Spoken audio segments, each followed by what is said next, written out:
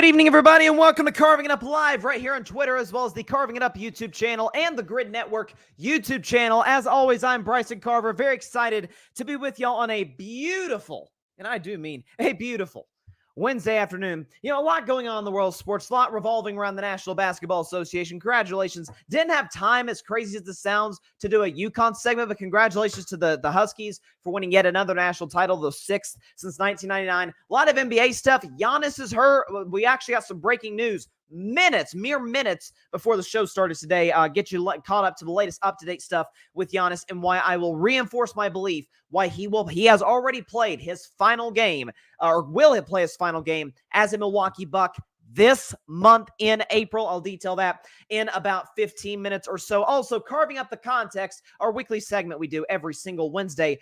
A look into the Dallas Cowboys, a report from Adam Schefter saying that they could draft a quarterback with the 24th pick. Yeah, not a fifth-round pick or a throwaway sixth-rounder. No. Their first-round pick, the Dallas Cowboys, could be a quarterback.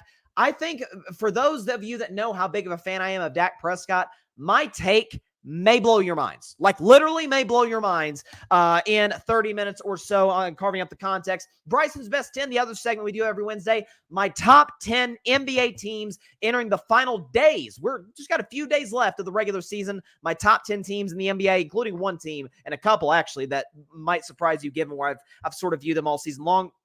That in 45 minutes or so. And at the top of the next hour and to end the show, the Phoenix Suns down 35-4 to the Clippers, and their struggles are a culmination of the very, very reasons why from the jump, from last summer, I have never at any point believed in the Phoenix Suns this year as a championship contender. Getting to that at around 7 o'clock Eastern Standard Time. Already got a comment up in here. Feel free to chime in the comment section. Let me know what you think about my opinions, what I'm talking about. Patrick Brown, happy Wednesday. It's rainy and cloudy here in southern Indiana. Yeah, it's really humid. We just had a nasty day in Tennessee yesterday. Just nasty rain. It's no fun. So it's a little humid today, but listen, we're in April. We're over a week into the month. So listen, the weather's going to get warmer. It's going to get more humid, at least here down south and around the country. A lot going on. So appreciate everybody taking time out of their day to come join and watch this show. But first, one of the biggest games of the Western Conference was last night between my Golden State Warriors and the Los Angeles Lakers, and Golden State won 134-120, and as crazy as this sounds, it felt like they won the game by 40, not 14.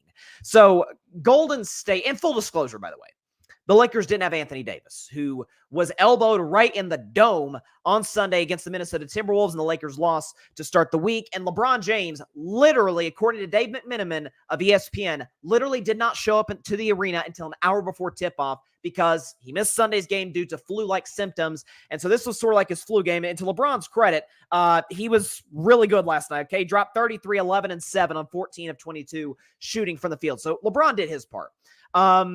The Golden State Warriors, though, win, and do so, by the way, by putting on a shooting clinic.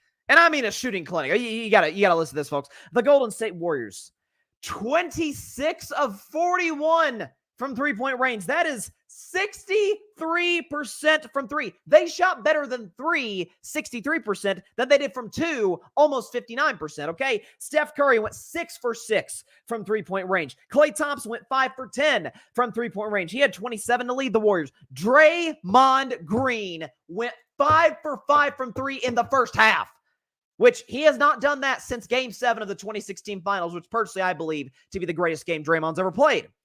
And some may look into it, say, Bryson, come on. Lakers lost on Sunday with no LeBron, lost it yesterday with no Anthony Davis. We know AD was awesome a couple weeks ago in the Lakers' incredible comeback. Talked about it on this very show the day after they came back and beat the Milwaukee Bucks without LeBron James. You got to have both of those guys in the lineup to be able to be successful, obviously.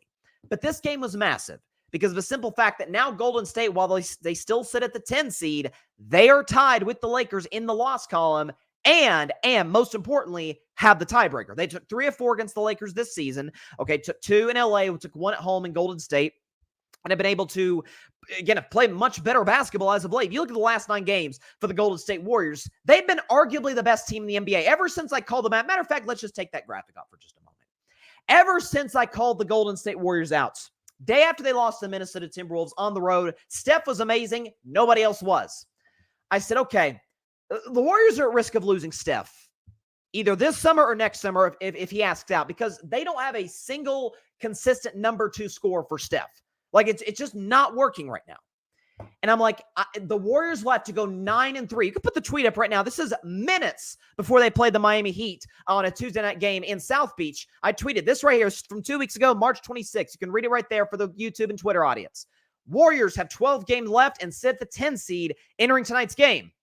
I said on yesterday's show that I'm as close to ever selling my stock in my Warriors as a title threat. But if they can go 9-3 or better down the stretch, I'll maintain faith of another run. Since then, this is what they've done in the last 9 games. 4th in offensive rating, 5th in points per game, 1st in field goal percentage, 1st in three-point field goal percentage, 9th in rebounds per game, 2nd in assists per game, 5th in defensive rating, 4th in points given up, 3rd in net rating, and they're tied with the best record in basketball in the last 9 games. And a skeptic might say, Bryson, 9 games is a nice little sample size, but I mean, come on, you can't judge a team's outlook on the season over a ninth of the year.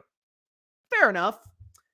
I would then, however, to the jury, present this. The last 36 games, so 4 times the sample size that I just gave you. 36 games for the Golden State Warriors. My friends, this is what they have done. 7th in the NBA in offensive rating, 6th in points per game, 9th in field goal percentage, tied for 4th in three-point percentage, number 1 in rebounds per game. I thought the Warriors' lack of size was really going to hurt them. 1st in rebounds per game, 2nd in assists per game, 5th in defensive rating, 10th in points given up per game, 3rd in net rating, and tied for 3rd, the 3rd best record in the NBA in the last 36 games at 25-11. By every single metric you look at, these Golden State Warriors are a top 5 team in basketball. Now, I'll be giving my top 10 teams in the NBA in about 45 minutes on Bryce's Best 10. Stay around for that. Stay tuned for that. By every metric, Golden State, since late January, we're almost in mid-April now. It's hard to believe. They've been a top 5 team. That's not to say the Lakers aren't. I still think the Lakers, with a healthy Bron, healthy AD, nobody, including Denver, wants to face them in a 7-game series. I picked Denver, but they don't want to see the Lakers in round 1. You factor all of those components into things. A Steph Curry, who's down stretch, shooting 40% from three-point range and leading the league by a mile in three-point makes, and is by far, by the way, the clutchest player in the NBA this season. Steph is going to win Clutch Player of the Year. Klay Thompson, who over the last 9 games has averaged 21 a game. Ever since Steve Kerr put him on the bench, Klay Thompson's shooting well over, over 40% from 3 and well over 40% from the field. He's been more efficient. I show this ever since the Draymond ejection against the Magic a couple weeks ago. I show this stat every show, and I'm going to continue to, given how the Warriors are playing. When Draymond is not thrown out of games, when he plays the full game this season, Golden State is 32-18. When he doesn't play, they're 11-14. When he gets thrown out, they're 1-3. So basically, Draymond don't get tossed, and you win almost over, 2/3 of your games, essentially. Not 2/3, that's bad math. But essentially, you go 32-18. You're a significantly better basketball team with him in the lineup. Golden State, ever since those back-to-back one-point losses back in January, to the Kings at home, to the Lakers. I remember the Lakers game very well. Steph went insane. So did LeBron. LeBron hit those 2 free throws at the end. Steph was so mad he ripped his jersey in half. It was a mess. And I'm thinking, oh my gosh, this may be it. A couple weeks ago, man, this may be it for the Steph, Clay, Draymond era. Ever since they've reeled off 8 of 9. For the record, there were rumblings over the course of the season that, the Golden State Warriors, I think they let the wrong guy go in the little preseason incident from a couple of seasons ago in the title defense. In the Draymond Jordan Poole incident, it looks like they paid the wrong guy and let the wrong guy walk out the building. Even though Jordan Poole has been arguably the most inefficient player in basketball this season, and Draymond has been, outstanding, and is the difference between the Warriors being in 14 games over 500 and 3 games under 500. All those rumblings and the Golden State Warriors a year ago, I talked about it ad nauseum on this show, were 11-30 on the road last season. That's funny. This season, take a nice little look at the NBA Western Conference standings. The Golden State Warriors are, wait a second, 24-16 on the road, including 16 of their last 20 away from the Chase Center. So let's see. They can win on the road. They can defend at a high level. They're one of the best shooting teams in the NBA, one of the best rebounding teams in the NBA. They move the basketball well. They have a top 5 player in the world. They have a top 5 coach in the world. Yeah, that sounds like a championship contender to me. This is the very reason that as close as I came multiple points in the year to being like, I don't know, I might be close to selling my stock. There was a loss to Denver in January when Jokic hit a half-court shot. The Warriors blew an 18-point fourth-quarter lead. I'm like, I don't know, man. This is probably not it. There was a loss, again, the Lakers lost in late January. I'm like, I don't think this is going to work out. I'm not going to sell my stock just yet, but I'm darn close. A couple of weeks ago, the loss to the Timberwolves. Steph's not getting any help. They're not playing good basketball when you really want to be playing good basketball. I'm not going to sell stock just yet, but if the Warriors can go 9-3, I'll maintain faith. Well, they get back to their old ways. Now they're not going to make 26 threes a game. That's not realistic. The Warriors' record, single season record for three-pointers in the game is 27. They obviously were one short of that last night. That's not going to happen. Draymond's not hitting 5 threes a game. Although if you look at Draymond Green's stats this season, it's quite kind of funny. Draymond, he can't shoot. You can sag off him. I kept seeing Darvin Ham apparently was telling his Lakers defenders, sag off Draymond Green, who's this season, we have the numbers, Draymond Green this season from three-point range is shooting 39.5%. That's pretty good. And by the way, from the field is shooting almost 50%. Sag off Draymond Green. Yeah, great game plan, Darvin Ham. But the point of all this is, Draymond is not peak Draymond, but man, he's still good. Clay, and I have been really hard on Clay this season. At the start of the year, I'm like, trade Clay. He's an expiring contract. He's expensive. See what you can get for him. Somebody will take it. He's a great shooter, good teammate.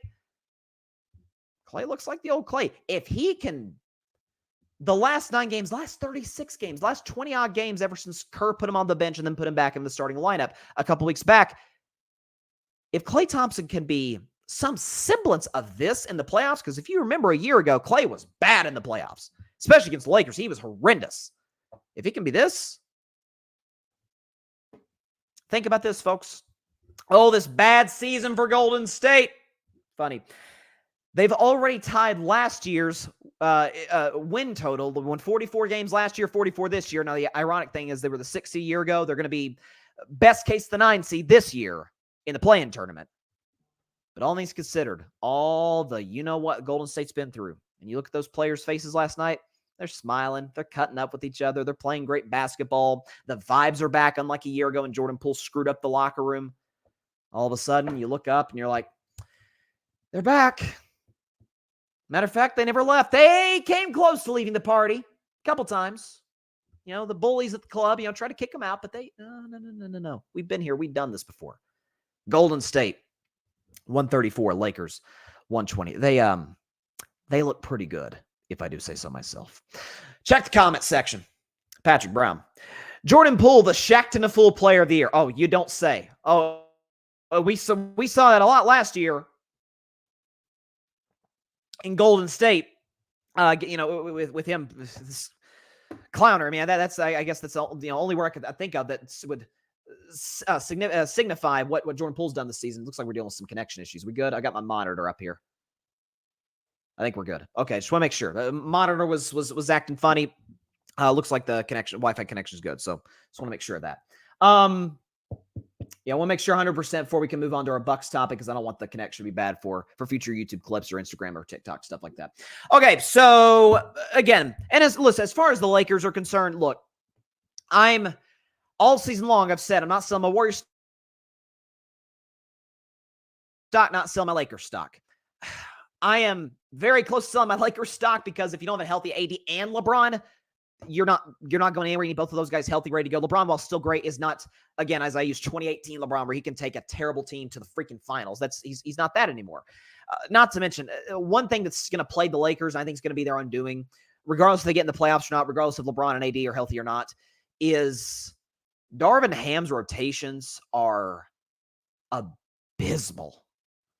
I mean, the stretch is like late third quarter. There's a stretch late third quarter, I think late first quarter, early second, something like that, where he was playing 5 guys together. It was like D'Lo, I think Hachimura, Jackson Hayes, like guys like that.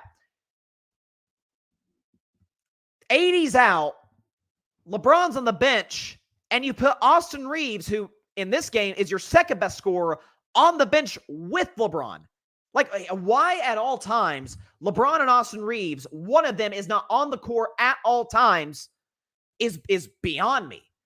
I mean, and listen, I'm not asking LeBron to play, 40 minutes. And LeBron last night, by the way, flu-like symptoms, did play 36 for what it's worth. So basically 3 full quarters of action. Austin Reeves played 35 minutes. They should be, again, either on the floor together or, separate. One should be on the floor or one should be on the bench at all times. So those rotations last night by Darvin Ham were confusing. I think that will do the Lakers in, whether they get in the playoffs or not. And listen, I know they're the 10 seed. I know for the record, they're going to be the 10 seed because Golden State isn't going to lose down the stretch. They're going to go 3-0. They're going to beat the Blazers. Blazers are a bad team. They're going to beat the Blazers tomorrow night, beat the Pelicans Friday, and beat the Jazz on Sunday. And then get into the postseason. Worst case, the 9th seed, potentially the 8th seed. We are really dealing with some connection issues. Let's. I don't like what I'm seeing right now. Let's see if you know what? See if we can maybe pull something off. Pull something up here. Here's what we'll do. If the connection continues to give problems, we'll see if we can like play like a maybe like a video or something to. I don't think we have one, unfortunately. But point of it all is, yeah, connection problems are occurring. So, okay. So here's what we're going to do. So I'm going to back out of the show, reconnect it, and go back in. So stand by for about a minute, because again, connection problems is for some reason giving us issues. I'm going to get out of here, put the show back on in like a minute or less, get the connection back working again. So we'll be right back in just a second, live on Carving It Up. We'll be right back.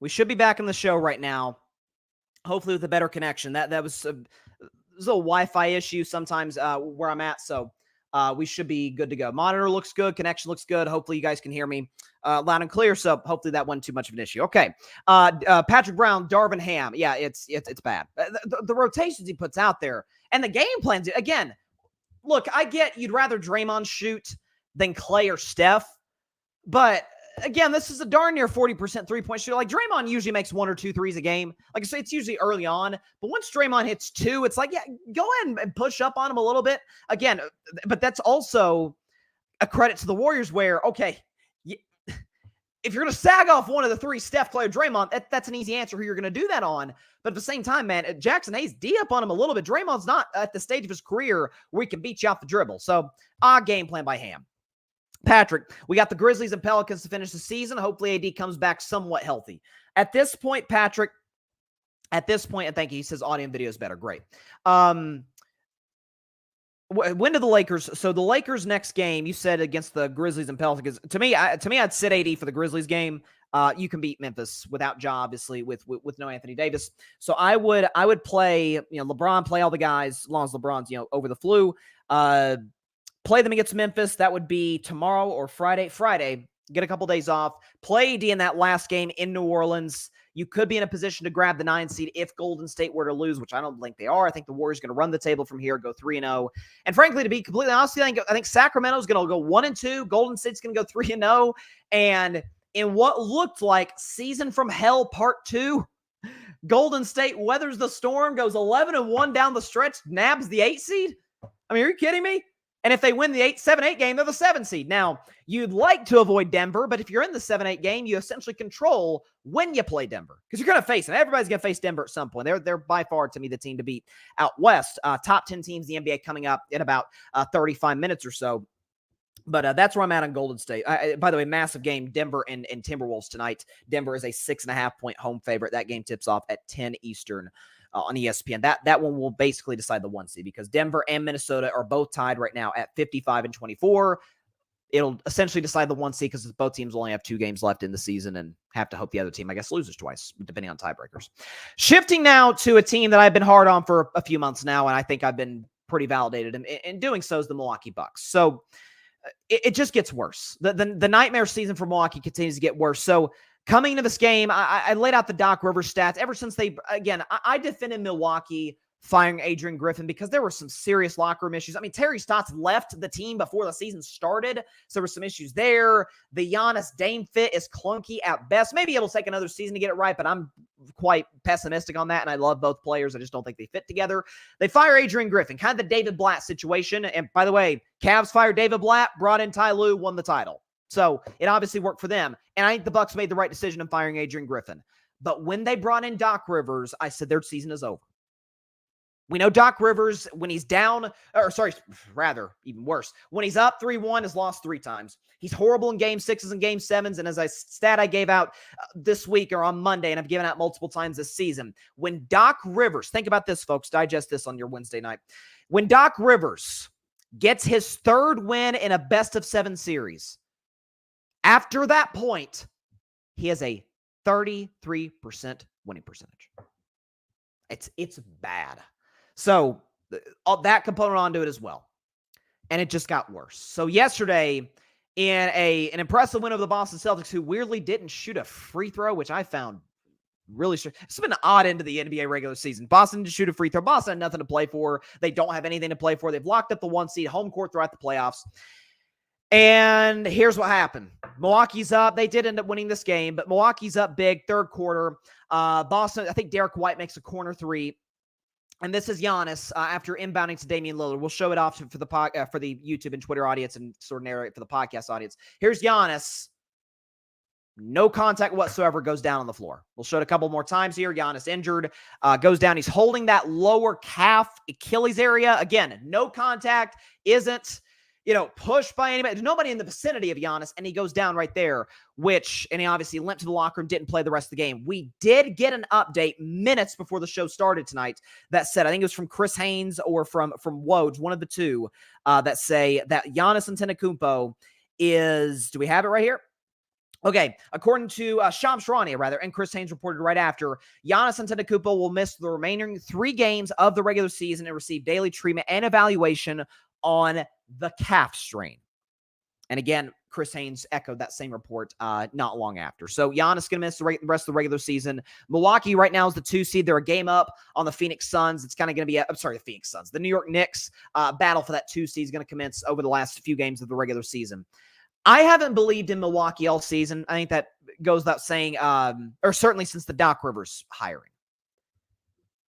Obviously, if Giannis is gone, any shot they had is obviously goes up in smoke. One thing I will say, if this makes Bucks fans feel any better, and obviously that report, it's not like, oh, Giannis suffered an Achilles injury. I figured it wasn't like a torn Achilles or a ruptured Achilles like what we saw with Kevin Durant. Because remember when Kevin Durant got hurt, when he first injured that Achilles area and the Warriors said calf strain, BS, that was an Achilles injury. Remember when Kevin Durant made a shot against the Houston Rockets? It was a playoff game. He jogs back the other way, no contact, and then looks back like, who kicked me? And he holds the Achilles area. He's like, who kicked me? That's what everybody who tears an Achilles says. It feels like initially, it feels like somebody kicked you. And obviously nobody did. It's something snapped in your lower leg. If you watch Giannis, we'll show it one more time. If we can show the Giannis video one more time. Giannis does not look back. He just goes down. He doesn't like, oh, who kicked me? He doesn't do that, which is a good sign. No doctor, not going to play one of this podcast, but generally speaking, every athlete that's ever hurt an Achilles or torn an Achilles, that tends to be the issue. So Giannis should come back for the playoffs. And he will play his final game as a Milwaukee Buck in these playoffs. I said this on Monday. And over the last few weeks, again, Milwaukee is 16-17 since Doc took over. They're middle of the pack in virtually like Golden State. They're the anti-Golden State. Golden State, the last 36 games, top 5, top 10 in basically every category imaginable. Field goal percentage, defense, offense, all that. Milwaukee's middle of the pack in virtually every category. Okay, they don't play defense particularly well. Their offensive rating for an offense that's got Giannis and Dame, they're like 17th, I think, in the NBA in offensive rating since Doc Rivers took over to be the head coach. A lot of that is Doc, and a lot of that also is, again, the lack of fit between Giannis and Dame. My man Barry Grant Jr. pointed this out. We were talking on the phone a couple weeks ago, and he said, watch the Giannis and Dame pick and roll. Because Dame doesn't have a mid-range and Giannis doesn't have a jumper, it's a one-dimensional pick and roll. So, and Barry pointed that out. That's not my basketball analysis. That's his. So give him the credit for it. But he's right on that. Think about the Milwaukee Bucks. Again, I forgot to bring this up earlier. All stats are provided by our friends at StatMuse. All graphics provided by my man Alfred Parsard Jr. of the Grid Network. The Milwaukee Bucks are basically the Buffalo Bills, but with a championship. And what I mean by that is, remember Buffalo made the AFC title game in 2020. Josh Allen came in second for MVP, and it's like, oh, here come the Bills. And for the last 3 years, oh, the Bills are going to knock off the Chiefs, and they never did. But they kept going backwards. That's Milwaukee since they won the title. Here's this graphic. Again, all stats provided by StatMuse, all graphics provided by Alfred Parsard Jr. Shout out to Alfred. Milwaukee Bucks won the NBA title in 2021, right? 2022, loss of a second round. Last year, lost in the first round. This year, we'll see. But given right now where the playoffs sit here today, so the Bucks right now would be the 2 seed in the Eastern Conference, okay? And they're in a lose-lose scenario no matter where they face. With or without Giannis. Without Giannis, obviously, they're cooked. They're the 2 seed right now. If the play-in standings, let's say for the sake of argument, Philly-Miami play, let's say Philly wins.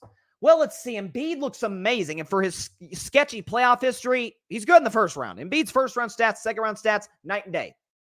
So Philly, with Embiid, with Maxey, has been great. Tobias Harris, Nick Nurse, massive upgrade at head coach with the guy who's, the guy who replaced Doc Rivers, and Doc Rivers is now coaching the Bucks. So Philly has the coaching advantage. Embiid is absolutely, in terms of from a skill perspective, on Giannis's level. Philly's deeper. Philly's better offensively, certainly when Embiid's in the lineup. I think Philly would win that series.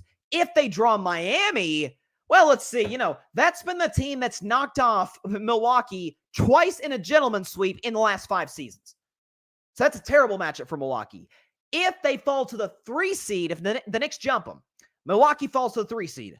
Let's see. They get the Pacers, who they, have beaten 1 time this season. And the Pacers have just, run up the score on Milwaukee. Like, Milwaukee can't stop them. Not many teams can. Indiana's a great offensive team, can't play any defense, but it's another bad matchup for Milwaukee. So no matter the matchup, the Bucks are screwed in the first round. So if they go out in round 1, and I believe they will, I think Giannis is going to ask out this summer. And I think we know Giannis is going to ask out this summer because I think he was on the verge of doing so a year ago. Remember, Giannis had those quotes. They lost in the first round to the Miami Heat. And he says that if the Bucks are not intent on putting a title team together, or putting a team together that's capable of competing for a championship, then I'll have to leave. And the Bucks, in response, similar to how they did in 2020 by acquiring Drew Holiday, trade Drew Holiday to get a superstar in Damian Lillard. Multi-time All-Star is never gone deep in the playoffs because Dame's not a guy who can lead you to a title. He can absolutely be the second best player given the right fit. And again, the fit with Giannis just hasn't worked, and it's just been kind of clunky. Now, you could say, well, Milwaukee's the 2 seed. Boston's better than everybody out east. They're up on the Bucks, I think, like 14 games in the Eastern Conference standings. Boston's destroyed everybody. But if you watch the games, you watch the offensive pick and roll, the defense has not been good at all. And it was always good. Say what you want about Budenholzer, and I was very critical of the guy. His defenses were always good. That was never the issue. They were a little one-dimensional offensively, but they could play defense. Given that it's a small market, given that they're not exactly drawing in free agents. Cleveland is not LA as far as a market, but it's bigger than Milwaukee. Rock and Roll Hall of Fame. They got 3 teams, Cavs, Browns, and Guardians. Ohio State football not far, not too far away. Braun could get a free agent in Cleveland. You tell me Giannis can in Milwaukee? Nobody's, again, as I said on Monday, no NBA superstar is going to go to his family. Hey, honey, hey, kids, pack up. We're going to Milwaukee. The star player ain't going to say that. Kareem left. Kareem got a title, dipped in the late 70s or mid to late 70s. That's what I think Giannis is going to do. Hopefully not to the Lakers, although they could be a potential candidate, although I don't really know what assets they have to give Milwaukee. But the Knicks have a ton of assets. The Warriors have a ton of assets. Miami could make a push. Probably have to be like a 3-team trade, but they can make a push. Giannis will look at these teams. Look at the Golden State Warriors as its championship culture. He'll view the Miami Heat the same way. He'll look at the New York Knicks and say, okay, they got a point guard in Jalen Brunson who does have a mid-range, who does have a consistent floater. Tom Thibodeau, great defensive coach. Doc Rivers is not. We got a better coach. I get a co-star that Brunson, I don't think, although you could make a case Brunson might be better than Dame, and I love Dame, but it's close. A similar co-star who fits better, a better coach deeper roster, and I get to stay in the weak Eastern Conference.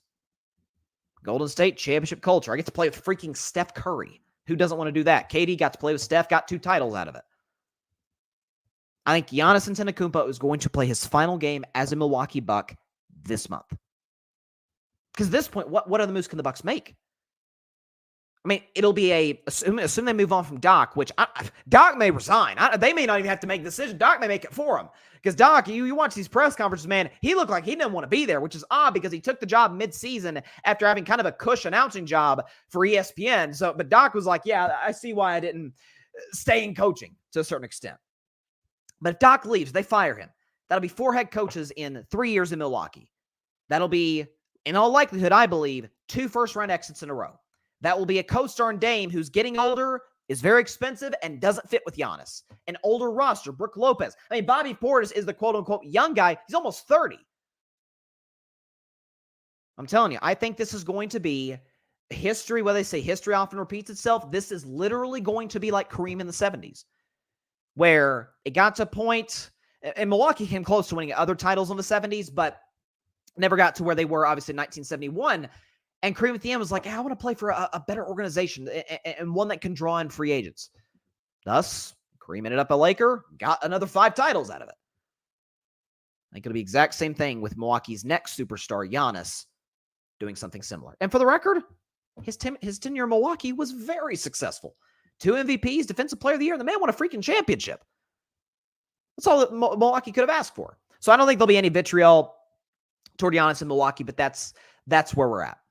That's where we're at the Milwaukee Bucks. Giannis will play his final game as a Buck this month. Patrick Brown. Oh, listen, Patrick does not like Doc Rivers. Is there a doc or a doctor in the house? Buck ain't out the woods yet. The scariest movie in sports is Doc Rivers in a Game 7. Indeed it is, sir. Or in a Game 6 as well. You could argue even in a Game 6, but Game 7's even worse. Right? It's like it's like the back-to-back Alien movies.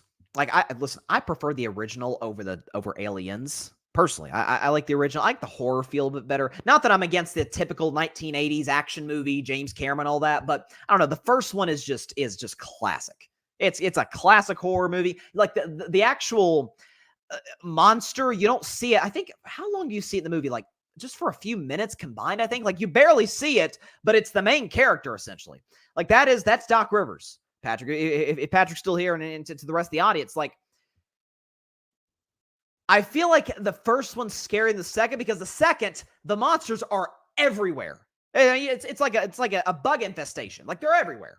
So you like expect them to come. The first one, you're like, where the blank is this thing? That's kind of where I'm at with Doc Rivers. So like Doc Rivers in Game 6 is Aliens. Doc Rivers in Game 7 is Alien. Singular, the first one. It's a great movie, by the way. Fantastic. Let's see.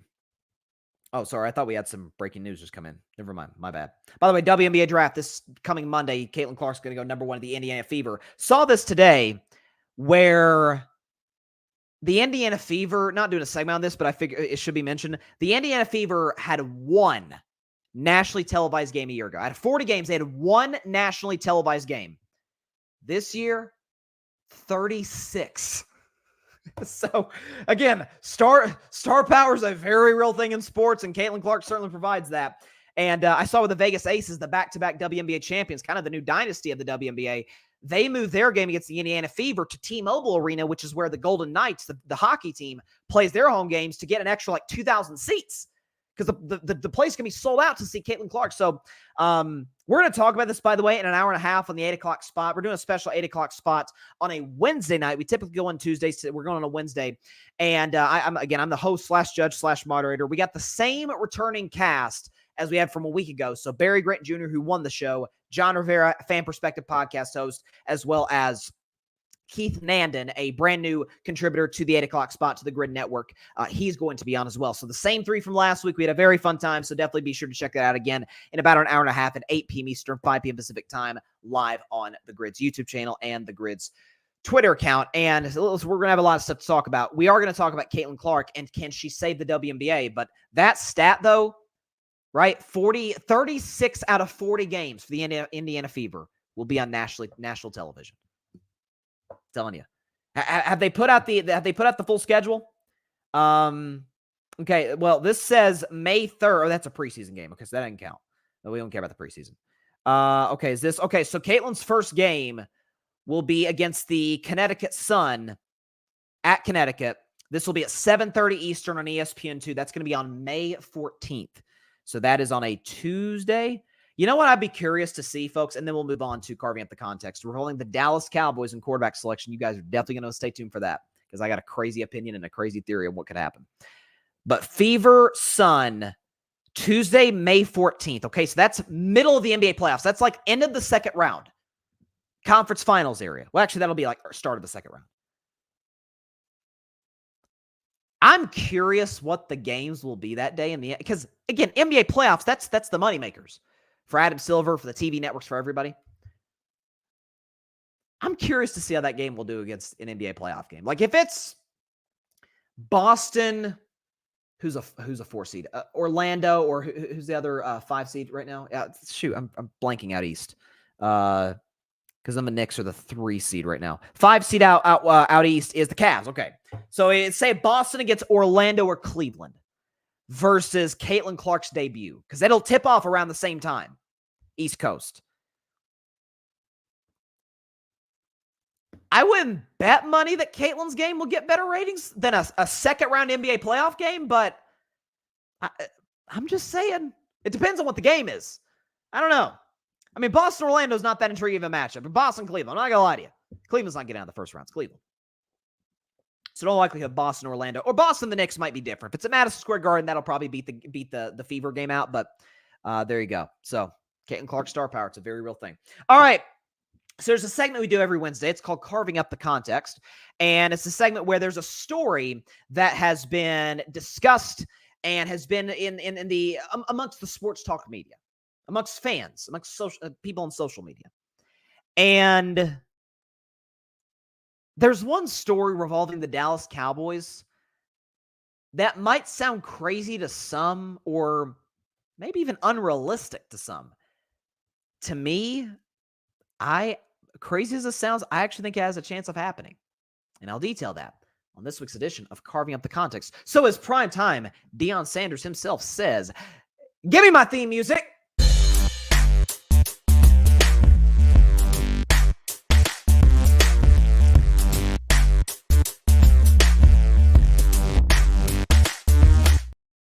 On this week's edition of Carving Up the Context, we have some interesting news from Adam Schefter. This came out yesterday.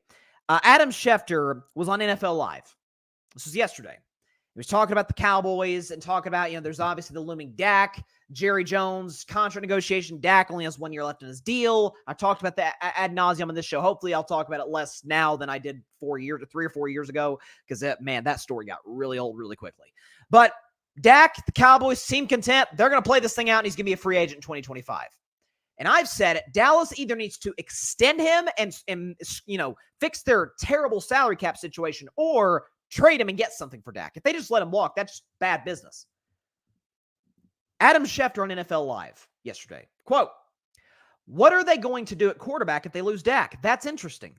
And that's why I think the Cowboys might be a sleeper team in the quarterback market during the draft. Because at some point in time, they may have to draft a quarterback higher than you think. Because Dak is going to be in the last year of his contract, and it might be time to get someone in there to start grooming him." End quote. Now, this is not coming from me, some other podcast host, or a sports talk guy or gal in Dallas. This is coming from Adam Schefter. This is, we get all of our breaking news in the NFL from Schefter, Ian Rappaport, all these incredible insiders, but he's the man, Adam Schefter. This isn't just him out. Maybe the Cowboys are a sleeper. Folks, Adam Schefter is the most connected human being in the NFL. He's on his phone. I don't know how the man sleeps at night or sleeps at all. He's on his phone all the time, contacting people, getting the latest news and information. I was thinking about this, carving up the context. Why would Dallas move Dak Prescott? No, that's a question I've asked many, many, many times.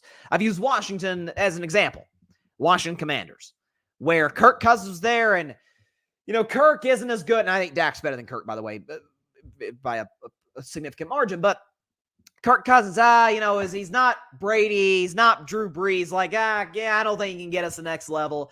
Let's just let him walk. We franchise tagged him twice. We're just going to let Kirk Cousins walk.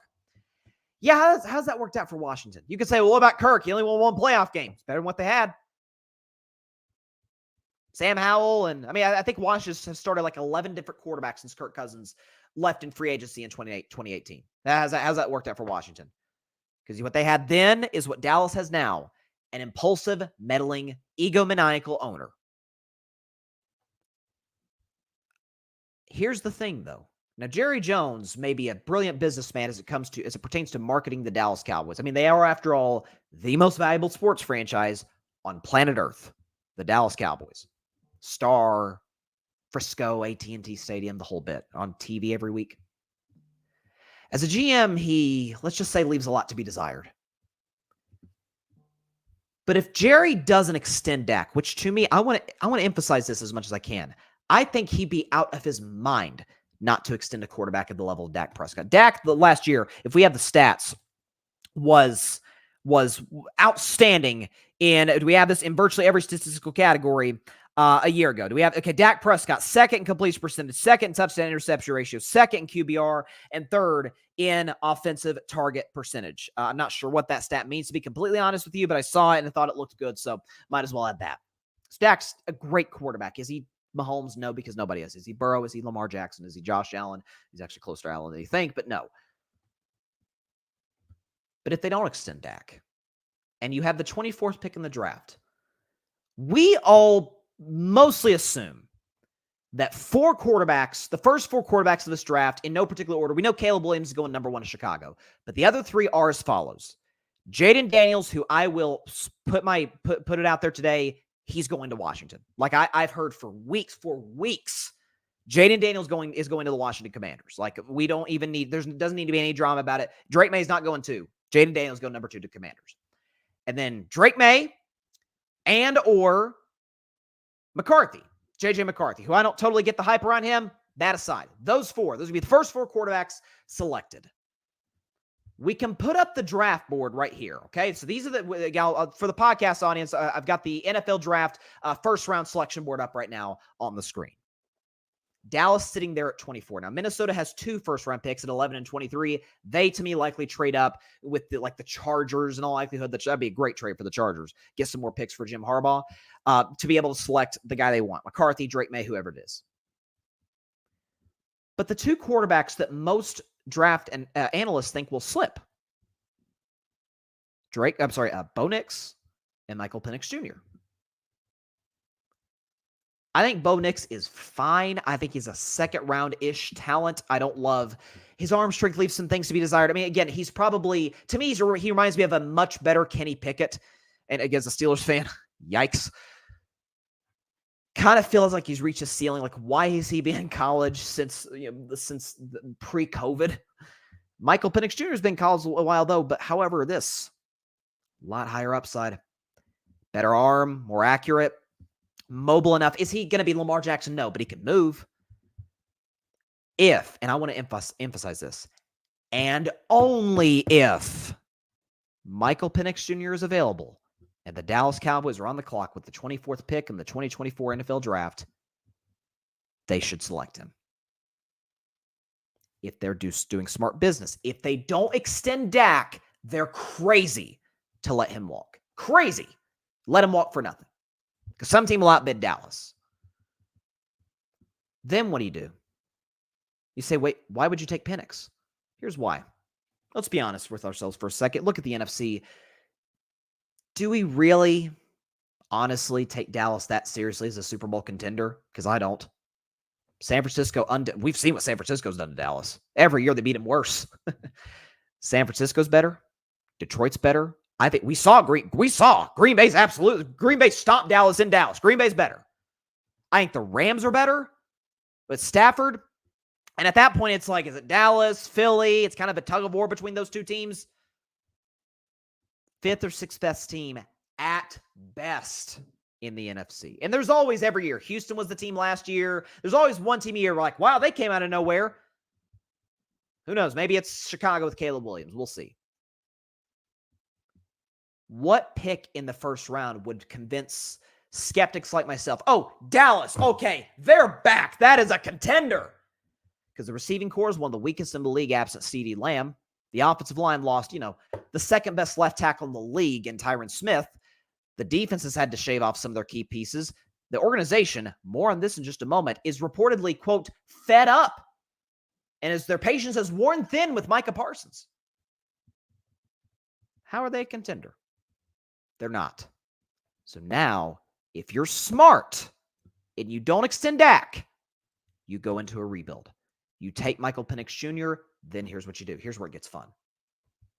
Patience is worn thin with Micah Parsons. Then trade him. And I think this is just a sample team. This is an example trade, mock trade. Jacksonville has one of the single worst pass rushes in football outside of Josh Allen, who they did just extend today. I think the Jacksonville Jaguars, we have this up here, could trade for Micah Parsons. Dallas would get a 2025 first rounder and a second rounder in that year and a 2026 second rounder as well. So a first rounder and 2 second round picks. For the record, Khalil Mack, the trade of the the Bears did not get a first round pick in return for Khalil Mack. Now Parsons is better than Khalil Mack, but that said, you have that. So Parsons, gone. You get first round picks in return. Well, if you draft Michael Penix Jr., Dak's not going to be there beyond 2024. So then instead, because Dak will have plenty of bidders, I think Miami could be interested if they don't extend Tua. San Francisco could be interested. Pittsburgh, New England. New England's a really interesting fit to me. The Raiders, who I think would trade for Dak. And here I looked at the Deshaun Watson trade, the Russell Wilson trade. I'm like, I look back at that. I'm like, I can't believe that was actually done. And I was a Russell fan at the time, and now he's my quarterback in Pittsburgh. Yay. I look back at that. I still can't believe it was like 2 first rounders, 2 second rounders, a bunch of NFL starters. It was bad. Here's the trade for Dallas and for, do we have this? Dallas and the Vegas Raiders. The Raiders get Dak Prescott. The Cowboys get a haul of picks. They get 2 first rounders, 2025 and 2026. They get a 2026 third rounder, and they get 4th rounders from the next 3 NFL drafts, not including this one, 2024. So 2025 through 27, they get a 4th rounder every year from the Raiders. They get 2 first round picks from Vegas and a 3rd rounder in 2026 for Dak Prescott. And then you go all in on the rebuild. Jerry Jones said all in. Well, obviously that has not come to fruition. Matter of fact, it's never been in fruition. For the record, if Michael Penix Jr. is taken by Dallas, do I think they're all of a sudden going to be all in with him? Of course not. They were never all in with Tony Romo. They were never all in with Dak Prescott. They're not going to be all in with Michael Penix Jr. and try and stack the deck, stack the roster around a cheap quarterback. Because guess what? That's not what Dallas does. I went through the list of free agents. The big free agent acquisitions when Dak costs literally nothing in his rookie contract, it was like Nolan Carroll, Allen Hurns, and Randall Cobb. And I don't think there was a single contract that was worth more than like $5 million. It was a disaster. So they're not going to put the talent free agency around Michael Penix Jr. Might as well stock draft picks. That's what I would do if I was Dallas, if I was not extending Dak Prescott. Is there validity to this in Adam Schefter? Well, it's from Schefter, so there's got to be some. I'm just saying, you look at Dallas right now, I look at that roster. That is not a contender. The only guy I think who win a Super Bowl with this roster, and it's even iffy with this guy, is Mahomes. I mean, you have CeeDee Lamb, who's amazing, and a bunch of guys after that. Bunch of, guys. Brandon Cooks is way past his prime. Jalen Tolbert, you let go of Gallup. Ferguson's an okay tight end. He's nothing special. The offensive line got significantly worse. Zach Martin's older. It's a mess. The defense is, we saw what happened with a healthy Cowboys defense, obviously absent Trayvon Diggs against the Packers. That didn't work too well. So for this week's edition of Carving Up the Context, Dallas, if you don't extend Dak Prescott, and if and only if Michael Penix Jr. is available at the 24th pick, because y'all know I think Michael Penix Jr. is second to Caleb Williams. I'd take him over Daniels, May. I'd definitely take him over McCarthy, and I'd definitely take him over Bo Nix. Now, if it's Bo Nix, yeah, don't take Bo Nix. Roll with Dak. You'd be out of your mind to select Bo Nix with your first round pick. But if Penix falls to you and you don't extend Dak, you would be out of your mind not to take him. So for this week's edition of Carving Up the Context, Dallas, if you don't extend Dak and Michael Penix Jr. is available, Take him, trade Dak, trade Micah, get a host of picks because God knows you're not spending jack in free agency because Jerry Jones, Mr. Discount guy, Mr. Getting stuff at the discount store. Load up the picks and rebuild. That is this week's edition of Carving Up the Context. Let's see what we got here. Patrick Brown is a big Cowboys fan. He's chiming in the comment section. I wouldn't be surprised if Penix Jr. is the pick. It's the typical player with injury history that Jerry would take a flyer on. The injury history, I get. I do. But those happened a long time ago. And now the concern in Dallas is offensive line, no Tyron Smith. We saw, by the way, Dak with no Tyron Smith in that Dolphins game. Dak played pretty well, but he had no protection. So you have that component. Patrick, $60 million will be $70 million in 2025 for Dak Prescott. If Jerry's going to blow it up, this is the year and start over in 2025. To me, start over this year if you're not extending Dak. Because they're like, we're going all in. All in with what? Dak, CD, and a Micah Parsons who doesn't show up in the second half of seasons? By the way, for the record, I don't think they're going to do what I just suggested they do because they're not. The Jones aren't smart business people as it pertains to football decisions. But if they don't extend Dak, it's what they should do. Patrick, Pat, this is just unnecessary. This is an unnecessary shot at the 6-time Super Bowl champion Pittsburgh Steelers. Steelers Nation, let's well. See, did you have to say that? Did you have to say that? Listen, I will say now what I said when the Russell trade was done. Or just Russell deal. It's a year for $1 million. Like, it's for nothing. Is he better than Kenny Pickett, Mason Rudolph, and Mitch Trubisky? Combined. Yeah. Is he elite? Oh, heck no. Is he more like the 18th best quarterback, 19th best quarterback in the league? That's probably where he's at. But he's got a good OC in Arthur Smith, who's, oh my gosh, miles better than, well, just about everybody is, but miles better than, shoot, I'm forgetting the guy's name. Blanking on the offensive coordinator's name who was there a year ago, who was a disaster. Well, it's probably a good thing I've forgotten him because his name doesn't come to mind at this particular moment in time. But you got George Pickens. The Steelers are either going to draft a receiver or go get one in free agency. The offensive line's gotten better. We know what the defense is with TJ Watt. There you go. Patrick, I believe Micah's behavior during the last 2 seasons has worn thin. The All-Star Celebrity Game likely icing on the cake. I don't have an issue with the All-Star Celebrity Game. It's like, listen, if they ask you to do it, do it. I mean, Myles Garrett did it, and that wasn't a problem. My issue with Micah is...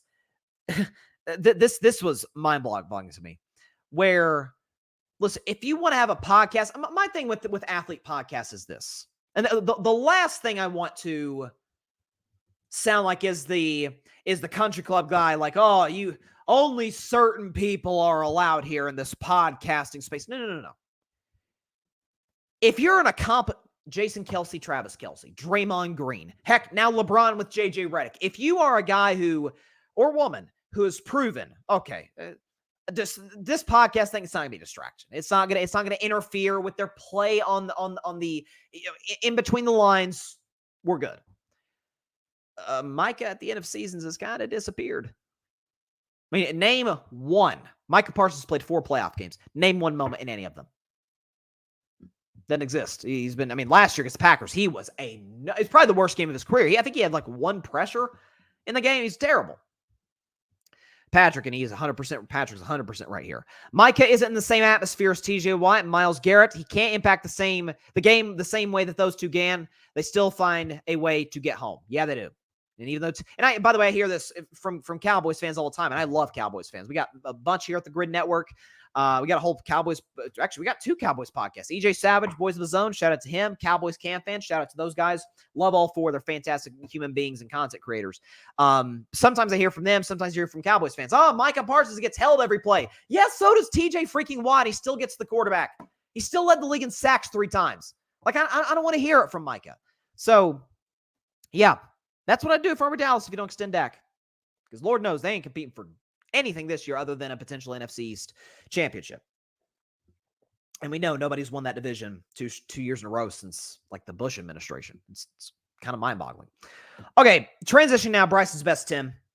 So 2 Wednesday segments to do. Bryson's best 10, which follows carving up the context. So It's quite simple, actually. I just rank the 10 best of whatever seems relevant in the sports world. Even, again, I've suggested this is a new segment introduced right before football season. When we get to the summer and it's kind of like the dead time, the dead period of the sports calendar, I'm kind of the mindset like, you know what?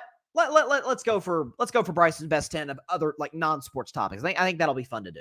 But the NBA season is winding down. We have less than a week left, and then the in-season tournament, play-in tournament starts a week from now. Tuesday, Wednesday, around that time.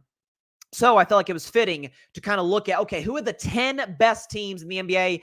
I was actually shocked. I still think the West is way better than the East. I was actually shocked at how many East teams I had in this list, but nonetheless, let's go and get the background music right now for Bryce's best 10 NBA playoffs.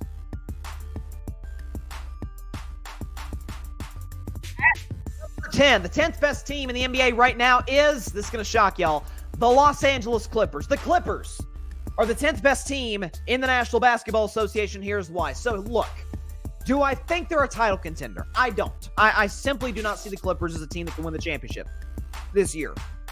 And I do think the Lakers are better. Here's the problem. Lakers are, when the Warriors win on Thursday, when they win tomorrow, Lakers going to be sitting at the 10th seed and are likely going to stay there because Golden State's going to run the table. We'll see what happens with Sacramento. But Lakers have a 10 seed. They have to win twice to get in the playoffs and probably have to beat Denver in round one. That doesn't seem terribly likely. So you look at the Clippers. Listen, they won 5 straight. They won last night. I'm about to talk about this game in the next segment. Won by 1,000,000 points or up by 1,000,000 points over the Phoenix Suns in Phoenix yesterday with no Kawhi Leonard, with no James Harden. Russell Westbrook, say what you want about the guy, and I've said plenty negative about Russ's game. They're 7-2 since he's been inserted back into the starting lineup. So they're playing better. Russ has been a good fit for them. Paul George is playing really, really good basketball this season. Ty Lue's a great coach. Do I trust in the playoffs? Not in the slightest outside of Kawhi and Ty Lue, which that might be enough to get him a series. Nothing beyond that. The Clippers are the 10th best team in the National Basketball Association. At number 9, I know this is lower than what most people have them, but I don't care. Minnesota Timberwolves are the 9th best team in the National Basketball Association, and here's why. So, listen, the Cat injury was what most thought would sort of do them in. Like, man, Cat's out. Now they're not going to get the 1 seed. And Anthony Edwards says, hey, watch this. I'm going to put this team on my back. I'm going to go berserk. He had a 50-burger last night in Washington. And tonight, obviously, they play the Nuggets in a game that will probably decide the 1 seed. So we could be sitting here 3-4 days from now. Wow, with Cat out for a substantial portion of the season, Timberwolves have the best record in a stacked Western Conference. Yes, that's impressive. And yes, I love Anthony Edwards like everybody else loves him. Here's the problem. Here's a big problem. In the Anthony Edwards era, they have a grand total of 3 playoff wins. In the last few years, Karl-Anthony Towns, no show in the playoffs. Chris Finch has shown an inability to adjust in big postseason moments. Down the stretch of games especially. I remember they had some huge blown fourth quarter leads to the Grizzlies in that playoff series 2 years ago against an equally young Memphis team. It was a disaster. And Rudy Gobert is a different monster in the playoffs and not in a good way. Rudy, you put him on the perimeter, go small, put Rudy on the perimeter, can't guard anybody, can't guard me.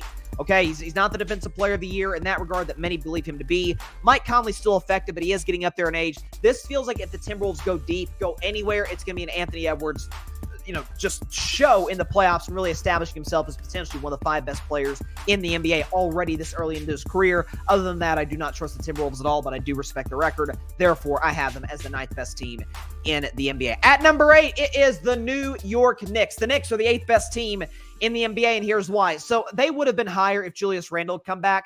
Here's the thing, though. We know Julius Randle tends to struggle in the playoffs. In 2021 and last year, had some horrible shooting splits. I mean, shooting like 4 dates in many of those games. Jalen Brunson is having an unbelievable season. Is making a very strong case that he very well could be, second team, the first guard on second team All-NBA before Steph Curry. We know Luka and Shea are going to be the first 2 guards on All-NBA team and on the first team. But ever since this team traded for OG Anunoby, well above 500, excellent on the defensive end. Josh Hart's played good minutes. They have some good size. Mitchell Robinson. The problem with the New York Knicks, and I love Tom Thibodeau like everybody else does, but Thibodeau teams tend to really run out of gas in the playoffs. Like, he just runs these guys into the ground for 82 games. And by the time the second round rolls around, these guys are like, man, I don't have any gas left in the tank. So I think Brunson's good enough to win a playoff series, and maybe even 2 if they get the right matchup. But the loss of Julius Randle, listen, say what you want about him in the playoffs. He is an all-star. He is a 20-point-per-game guy. It will hurt for the Knicks to miss him. Even Chenzo, by the way, has been a really good addition for them. Said that when they acquired him last summer. But Knicks are a good defensive team. Can make things hard on a lot of teams in the playoffs. If they match up against Milwaukee, I'd take the Knicks in 5 games, honest to God. I think they're that much better than the Bucks. The Knicks are the 8th best team in the NBA. At number 7, did not think I'd have them this high a week ago, but hey, when new data presents itself, you got to adjust. The Philadelphia 76ers. Philadelphia 76ers are the 7th best team in the NBA, and here's why. So, since Embiid's come back, they haven't lost. They're 6-0. Maxey in the game Embiid missed, had a 50-burger. Listen, you look at this Philadelphia team, they upgraded a head coach from a year ago in Nick Nurse, who's done a really good job, has weathered the storm as good as he could have with the Embiid absence in the couple months prior to last week. Embiid's been awesome. Embiid's come back, and I've been critical of Embiid's playoff history, which is why, to me, given how he's looked with fresh legs, which we don't see from Joel more times than not, he tends to wear down at the end of regular seasons. Hey, his legs seem to be fresh this year. He seems to be healthy this year. If you can't get to the conference finals as an MVP, as a 2-time scoring champion, that's a problem. Every MVP outside of Embiid has at least gotten to the conference finals. We'll see if he's able to do so this season. But Tyrese Maxey is your 2, far more reliable than James Harden. You got Tobias Harris as your 3. A lot of nice, reliable role players. Kelly Oubre's had a pretty good season. They're good defensively. Nick Nurse is a championship-winning head coach and is a much better fit for this franchise than Doc Rivers was. Listen, yeah, if they match up against Milwaukee, I'm absolutely taking Philadelphia. If you're Boston, I'd take Boston over Philadelphia, but man, that's a terrible first-round matchup for the Celtics. You don't want to have to right off the bat have to go 7 games with Philadelphia, wear yourself down going into the second round. You want to face an Atlanta, a Chicago, like an Indiana, a team that you match up better with. That'd be a bad matchup if Philadelphia gets in and faces Boston. It'd be a horrible matchup if they face the Milwaukee Bucks. I like how Philly's playing right now. They're well coached. Pressure's on Embiid now, man. Can you deliver in the postseason? I have my doubts. We'll see. But right now, the Sixers are the 7th best team in the NBA. At number 6, y'all are going to think I'm crazy, but hey, previous postseasons backs me up on this, okay? The Miami Heat are the 6th best team in the NBA, and here's why. So, listen, Miami right now sitting at the 8th seed. They barely won a game last night against the Atlanta Hawks with no Trae Young in double overtime. Took them double OT to get the W. I get it. But they got to the finals in 2020. They were a shot away from the finals 2 years ago. They got to the finals last year, for the record, as the 8th seed. Knocked off 1 seed Milwaukee. Knocked off 4 seed Knicks. Or 5 seed Knicks, rather. They knocked off 2 seed Boston in 7 games and won Game 7 in Boston. Took 3 games in that series in Boston.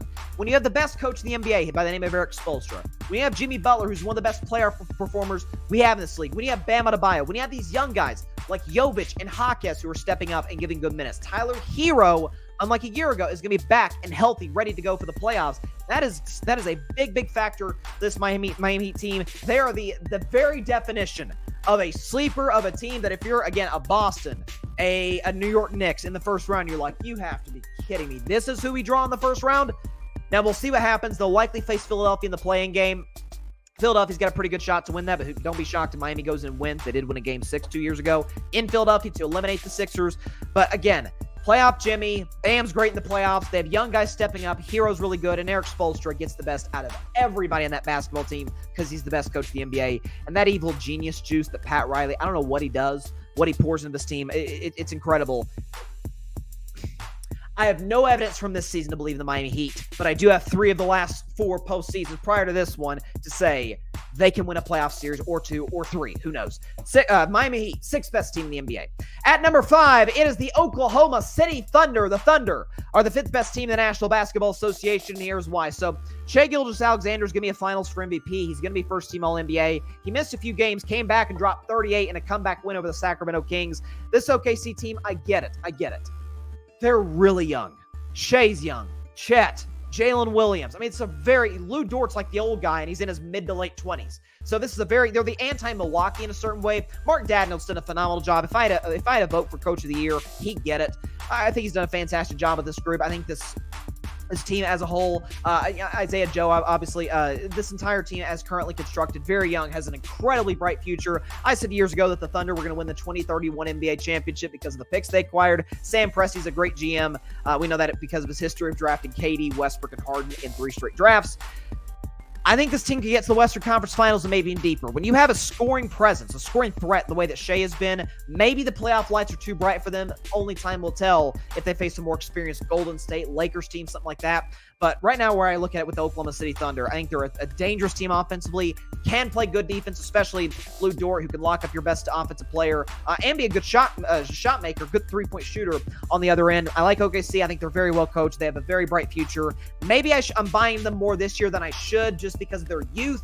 But from what I've seen from Shea, I believe in the guy. I believe in this young team. Jalen Williams, I think, is going to be a breakout star in this year's playoffs. Oklahoma City Thunder, the 5th best team in the NBA. At number 4, you knew you were going to see it eventually, the Golden State Warriors. My Warriors are the 4th best team in the NBA right now. Here's why. So again, we have the numbers. I have them left over from the first segment. Might as well use them again. Last 9 games, Golden State 4th in offensive rating. I won't even go through that whole list. They're basically 1st in every shooting statistic, top 5 in every offensive statistic, top 5 in every defensive statistic, and have won more games than anybody outside of Dallas in the last 9 games. In the last 36 games, they're tied for 3rd in wins at 25-11. They're top 10 in every offensive and defensive statistic. By the way, a team that I'm like, man, the lack of size in Golden State. Yeah, they're literally 1st in the NBA in rebounds this season. So obviously I hadn't heard them that bad. When you have a Steph Curry who's, 4-time champion, 1-time should be more, finals MVP, 2-time MVP, and this season is just slowly, you saw it last night, right? 6 for 6 against the Lakers from 3, slowly ramping up into playoff Steph. You see, obviously, guys like Draymond Green, who's played unbelievable. The Warriors do not lose very often. When he doesn't get thrown out of games, Klay has averaged 20 a game over the last 20-odd games or so. He's averaged over 20 a game in the last 9 in this Warriors hot streak. They won 16 of their last 20 games on the road, which they couldn't do to save their lives last season. I'm sorry, if you're OKC, if you're Minnesota, you draw Golden State in the first round, you're thinking, you have got to be kidding me. We fought this hard, won 50-plus games to face those guys? Yeah, Golden State, elite offensive team, elite defensive team, by every metric imaginable, is a top 5 team in the NBA, and that's where they're at. The Golden State Warriors, the 4th best team in the NBA. At number 3 may shock everybody. I'm not gonna lie, it may shock a lot of people, but again, I didn't think when I did my pretenders and contenders segment coming out of the All-Star break, I had this team as a pretender. I didn't think this team could go that deep in the playoffs at all. Given how they played in the last month and a half, I've changed my opinion on that, folks. The Dallas Mavericks are the 3rd best team in the NBA, and here's why. Luka's numbers are just stupid. He's averaging 34, 35 a game, almost averaging a 34, 35-point triple-double, doing it on efficient shooting, and we know what Luka is the playoffs. Okay, Luka Doncic is a 32-point triple-double waiting to happen in the postseason. And again, much of the skepticism, including for myself, is that, man, Luka plays too much on ball. But if you watch Dallas recently, they play quicker, more up-tempo. Jason Kidd's got them to do that, and Jason Kidd's done a really good job this season. Dallas, best record in the NBA over the last 9 games. Kyrie Irving has really stepped up, and no off-court issues, no drama, has mostly been healthy this season. That's a really talented backcourt. It's a good defensive team. This team has been excellent defensively and has had a good lob threat ever since they traded for Daniel Gafford, who's been a great fit with Luka and with Kyrie. Tim Hardaway, Exum made a clutch shot the other night to help beat the Houston Rockets. I think this is a really talented team, a lot of shot makers. They're way better than they've been in defense in previous years. Defensively, Jason Kidd's an excellent coach. Luka in the playoffs is a monster. Kyrie as the 2 in the playoffs. I've criticized him in the playoffs as the first option. As the number 2 option, he did win a championship in 2016 for all it's worth and hit one of the biggest shots of all time at the Cavs. So, and to beat my Warriors, which still haunts me this day. But this Dallas team, elite offensively, elite defensively, and we've seen Luka in the playoffs. They're really hard to guard. They're really hard. It's just as hard as it is to guard in the regular season. He kind of amps up his postseason performance for his regular season performance, which is quite rare. It's like Mahomes stuff. Dallas Mavericks, 3rd best team in the NBA. At number 2, the Boston Celtics. The Celtics are the 2nd best team in the National Basketball Association. Here's why. So, listen, Boston is absolutely housing teams right now. Okay, Boston's going to win 65-ish games this year. They've got the 1 seed by 14 games over the 2 seed Milwaukee Bucks. If you look at the NBA standings right now in the Western Conference, okay, the gap between 1 and 2 seed out east is 14 games. Gap between 1 and 2 seed in the West, there isn't one. They're tied, okay? You look at, Houston is a 16 game gap between the 1 seed Timberwolves and Nuggets. They're the 11 seed and out of the play-in tournament. So the gap between Boston and the rest of the East is substantial. Jaylen Brown's playing great basketball as of late. Jason Tatum is, I think, easily one of the 7 or 8 best players in the NBA and is a great postseason performer, as I did a segment on, contrary to popular belief. I don't trust Joe Mazzulla in the playoffs. And that's kind of what holds me back with this team. They're great defensively. Porzingis is playing well. Derek White has been... If Derek White's your fifth offensive option, man, you're in good hands. Drew Holiday has made the impact on this team I knew he'd make. He's great defensively, really good shot creator and taker on the offensive end. Again, it's the coaching that I don't particularly trust, but for what it's worth, and I talked about this coming into the season, Sam Cassell is on the coaching staff. So listen, this Boston Celtics team, given how dominant they've been in the regular season, given how close they've come in the last two postseasons to winning the title, it's title or bust this season for the Boston Celtics, and there's no other way around it. And it's the same case with the team I have at number one. I think it's pretty obvious. The Denver Nuggets are the best team in the NBA, okay? Denver is at number one, and here's why. So they've looked slightly more vulnerable as of late without Jamal Murray. Now they beat the Utah Jazz last night. The Jazz are tanking at this point. But Jokic is having a great season. He's probably going to win MVP again for the third time in his career. Michael Malone's a great coach. Michael Porter Jr., when his brother's not gambling, the Porter Jr. name tends to be a proud one in NBA circles. Once Jamal Murray gets back, assuming he is able to come back and his knee's ready to go, we know what he's capable of doing in the postseason. We know the home court advantage that Denver has in the postseason. They only lost one home game all last season in the postseason. Smacked Minnesota, who they play tonight for the 1 seed. They smacked the Lakers in the Western Conference Finals. I don't care that the series went 6 games, dominated the Phoenix Suns in the second round, dominated a really, really nice Miami Heat team in the NBA Finals. Jokic is going to be the best player in any series that he's in. He's a matchup nightmare on the offensive end. You got to kind of pick your poison. You want him to be a scorer. You want him to be a distributor. It's a really tough decision for every team around the NBA who's going to face the Denver Nuggets. I think they're clearly the favorite to win the Western Conference. I think Golden State and Dallas could make it hard for them. OKC as well. But they should get to the NBA Finals. And they should win the championship. So that is Bryce's best 10 NBA teams to close the regular season. We have a few games left. Teams have 2-3 games left in their season, but that's where I'm at. To recap, 10th best team. So from 10 to 1, I got the Clippers, Timberwolves, Knicks, 76ers, Heat, Thunder, Warriors, Mavericks, Celtics, and at number 1, the defending NBA champion, Denver Nuggets. Yes, I have Golden State 4th. There you go. Before we get out of here, this is insane. I thought my phone was glitching. I thought my app was glitching when I saw this. Los Angeles Clippers beat the Suns last night, 105-92. That may sound like a generic, comfortable NBA regular season win. Until you look or watch the game and saw that with just over a minute and change left in the first quarter, the Los Angeles Clippers, who, mind you, were on the road, who, mind you, without James Harden and more importantly, Kawhi Leonard, against a fully healthy Phoenix Suns team. This doesn't sound real.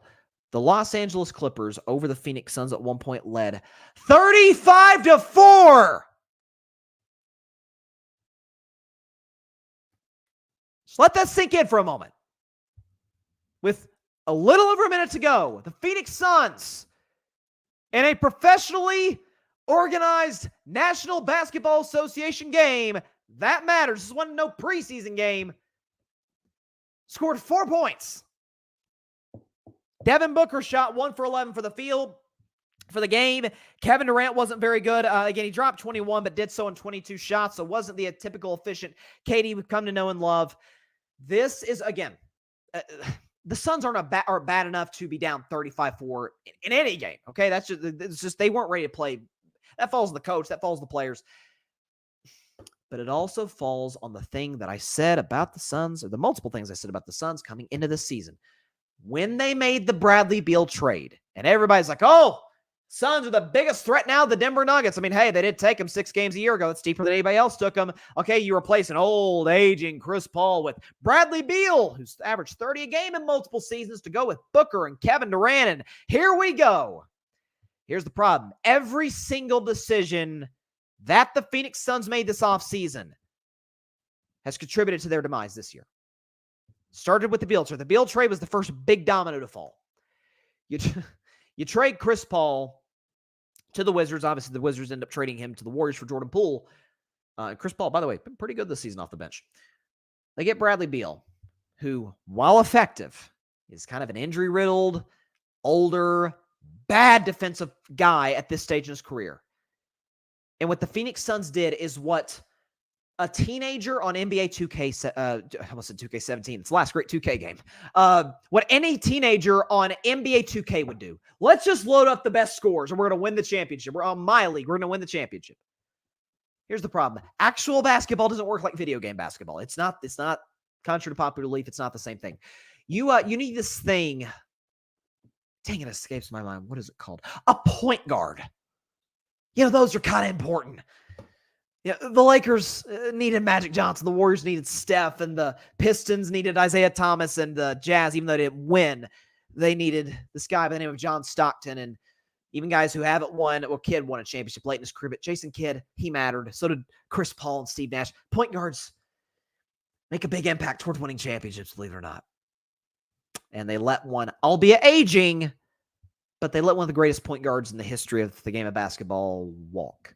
Or they traded him, rather, for a player who's a lesser version of Devin Booker, who's a lesser version of Kevin Durant. The Suns have the same player, just in lesser versions of themselves.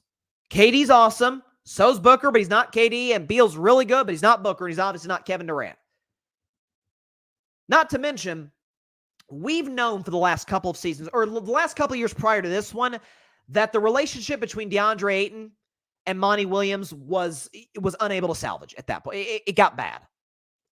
So you had to split them up. Well, here's the problem. They fired Monty Williams and they traded Ayton. So they separated them, but none of those guys are with the Phoenix Suns right now. Monty Williams, coached them to a finals. You can diss him for what's going on with the Pistons. Pistons sucked before Monty Williams got there. Okay, Pistons are poorly run before Monty Williams even got to that organization. So you have that component.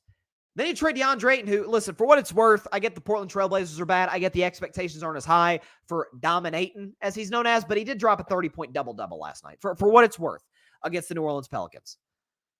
So and then you go out and get Yusuf Nurkic, who has an injury history, who's not good in the defensive end, and who can get muscled and bullied by Draymond Green. We literally saw it in a game 2 months ago in Golden State. Look it up. So a bad defensive team with no point guard and an injury history and a downgraded head coach with an inconsistent bench. Yeah, that's going to win the title. Yeah, it actually resulted in being down 35-4 to the Clippers, and they, right now as we sit here today, are the 7th seed in the Western Conference. Teams like the Clippers are above them. Dallas, New Orleans, they're currently a game back of the Pelicans. That's going to be the battle, between those two to see who gets to the 6th seed and avoids the play-in tournament. But again, I talked about this with Phoenix a couple of weeks ago when they lost to, I forget, who did they lose to prior to me talking about this? They lost to the Spurs. Who actually are playing better as of late. But I said Phoenix, their last 10 games of the season are brutal. At Denver, who, to their credit, they beat. At OKC, who blew them out. At New Orleans, they beat. Cleveland, who's not playing well at all, they beat. They beat the Timberwolves, but then they lost at home to the Pelicans. They got housed at home by the Clippers. That's their last home game. They finished the season at LA Clippers tonight. On the road in Sacramento on Friday. On the road in Minnesota, who's probably going to be fighting for the 1 seed to finish the regular season. Folks, there's a very good chance, Phoenix falls to the 8th seed and has to win at least one playing game just to get in the playoffs for the Timberwolves, the Nuggets, or the Thunder. Katie's old team, ironically, knocks them out in round 1. They're not good defensively, don't have a point guard, and have an injury history, and downgraded a head coach. This was never, at any point in time, no matter how great Katie and Devin Booker are and how good Bradley Beal still is, this was never at any particular point in time this season going to be a title contender because it wasn't built like one. The Suns aren't a particularly long team. They don't have, they have good shooters. Again, Booker, Katie, good shooters. Beal, they have Eric Gordon coming off the bench. By and large, not a consistent three-point shooting team, not a consistent bench. I've always been a Frank Vogel defender. I think he's better than what Darvin Ham is now at the Lakers. But is he Monty Williams? No, Monty Williams coached the team to the finals. Well, Frank Vogel won a title. Yeah, he had LeBron and AD. I'd hope he won a title. This idea that this was going to work. And I'm here, the Suns, the most disappointing team of the season. Not to me. I had the Suns about 4 or 5 seed. This is kind of about me. How many games the Suns won this season? 45? Won 46 games this season, rather. It's about where I had them. Mid-40s win team, high 40s win team out in round 1. If they get the right matchup out in round 2. So, listen, I was shocked to see 35-4. I was shocked to see that. But them losing these games to undermanned teams down the stretch does not surprise me at all because the team's poorly built. Like, they almost have, what's the NFL equivalent of Matt Ishbia? I'm trying to think of NFL owners, impulsive owners. You could say Irsay. See, Ishbia is like the anti-Jerry Jones, where Jerry Jones is an egomaniacal, bad GM. Thing is, he doesn't go for it. Ishbia goes for it. The problem is Ishbia goes for it, makes the wrong moves. Like, it's mind-boggling. You trade Chris Paul for a guy who doesn't even fit in your rotation. Or if he fits in the rotation, he's good enough, obviously, to be in it. He's a good enough start, of course. But if it doesn't fit with the guys you have, it was just a series of bad basketball decisions over this offseason is why the Suns sit here today trying to avoid the play-in tournament. It's no surprise. No matter how good KD's been, how good Booker's been, this is where they're at. So, yeah, Phoenix was never a title contender, and God knows they certainly aren't today.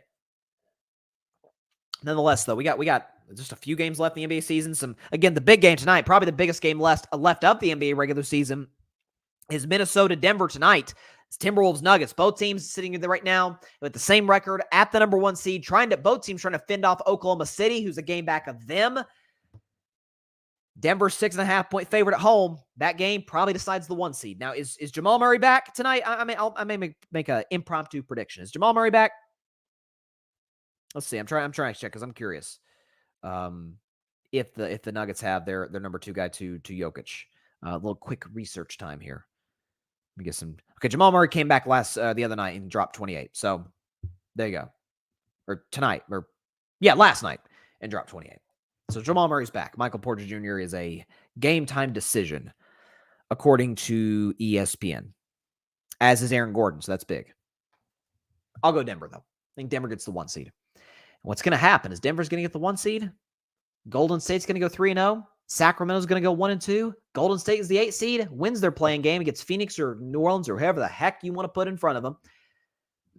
Golden State's the 7 seed, and Golden State-Denver matchup in the Western Conference Finals. Just calling it right now. Just laying it out there for you. All right, that is all the time I have for today's show. Appreciate everybody stopping by. Apologies for about an hour ago with some technical difficulties, with some Wi-Fi connection problems. Thankfully, we were able to get those resolved pretty quickly. So we'll edit that for the podcast audio, not have that long lull of silence. That was, I imagine, no fun. So thanks y'all for sticking around. Be sure to catch Carving Up Live on Friday at 6 p.m. Eastern, 3 p.m. Pacific time, right here on Twitter, as well as the Carving It Up YouTube channel and the Grid Network YouTube channel. On Friday's show, I'm going to be giving you my All-NBA teams and my award prediction winners, or award winner predictions. If I had a vote for all, maybe, I do this segment every Friday during the football season, and the occasional segment from time to time called Betting Man. If I Were a Betting Man. I need to call it If I Had an NBA Vote, an NBA media vote, and that's what I'll call on Friday's show. So that's what we'll do. But a lot of stuff going into Friday's show. We'll probably be talking Warriors. We'll be talking Lakers. We'll be talking, NFL stuff, NFL draft stuff. So very excited about that. Thanks everybody for tuning into the show. Please be sure to like, share, comment, and please take 2 seconds out of your day. Hit that big red subscribe button down there. It helps the channel grow exponentially. We're trying to get to 1,000 subscribers before the NBA playoffs, which start a week from now. So listen, we can get the momentum behind the show, get us to 1,000, tell your friends about it, your family about it. If you haven't subscribed, please, again, take a couple seconds, join the Carving Up family by hitting that big red subscribe button on YouTube. And just as importantly, be sure to go subscribe to the Grid Network.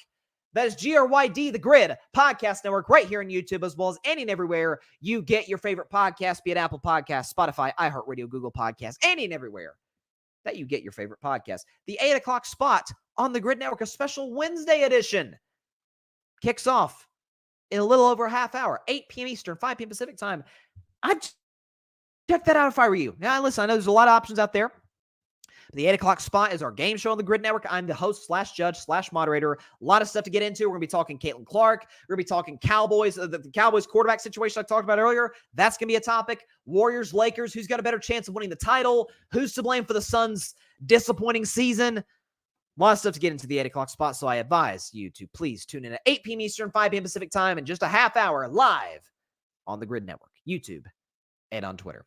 We will see y'all. Well, I'll see y'all in just a half hour on the 8 o'clock spot on Carving Up Live. However, I'll see y'all this Friday in a couple days at 6 p.m. Eastern, 3 p.m. Pacific time on Twitter, as well as the Carving It Up YouTube channel and the Grid Network YouTube channel. Please be sure to stay safe. Please be sure to take care of your physical as well as your mental health. And please, please, please be sure to contact your local state representatives and senators to demand change for gun violence in America, no matter where you lean, right, left, center, doesn't matter. This is a problem that affects each and every one of us as Americans in this great country.